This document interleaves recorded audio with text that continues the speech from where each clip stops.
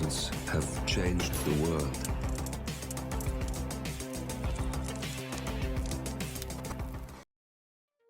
Hello, and welcome back to the world of assassination and the featured contracts. And today's contract, Timtim and the White Island, set on Ambrose Island. So, on to our briefing. An old man tells Timtim the story of White Island, where a ferocious beast kills any visitors. Timtim travels to the island where he finds that there are no beasts, but drug cartels who kill any outsider. Timtim manages to kill the 5 drug lords and escape the island. And today's contract has been supplied to us courtesy of Zubin 47. So on to our targets, and today we have 5 of them. We can dispatch them any way we see fit, but we must wear our suit whilst we do so. We cannot change our disguise, and we're not allowed to pacify anybody as well. So for today's challenge, we will be starting at the Central Social Hub, and we're going to have a lethal syringe stored up at Farah's place. We're going to be bringing with us a remote magnetic gas grenade in a briefcase, and some coins just to be sure. So right from the start and off the bat, we're gonna put down this tasty beer, grab our briefcase, and we're gonna quickly set up one of our later kills. So we're just gonna run through the shipping container and put a hole in the oil drum here.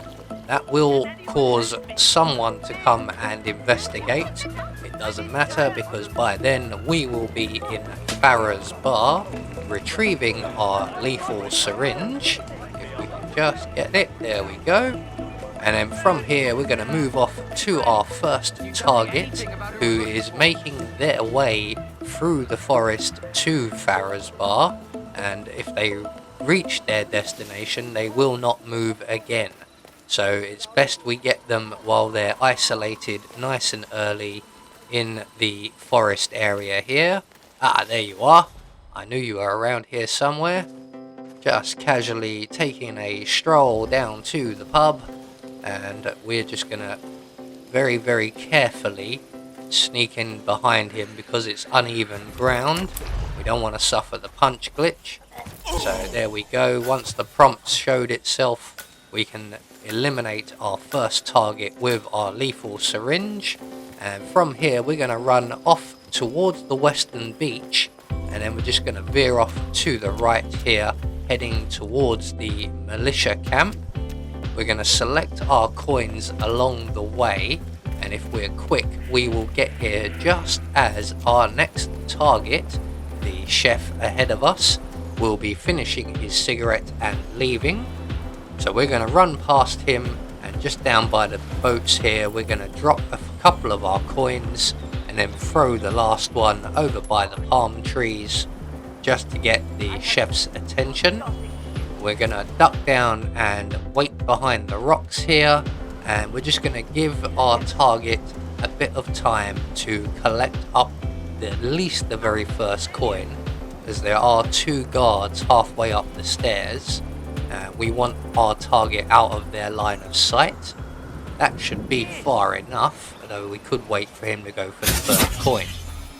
But the second coin will be far enough. We can leave his body there, or we can drag him out into the ocean if you so wish. He won't be spotted there, so we'll just leave him be. And we're going to move on back into the central hub area, and our next 2 targets are around this area. The first will be on the beach here. We're going to make our way into the tunnel leading to the militia camp, and we're just going to wait right here, pistol in hand, for the target you can see there on the far left. They are walking along the pier.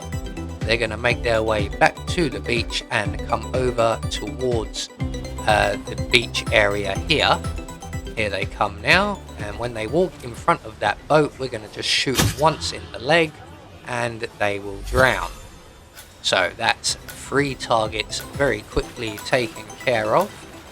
The next target we will have to wait around a little bit for, just that my timing is slightly off.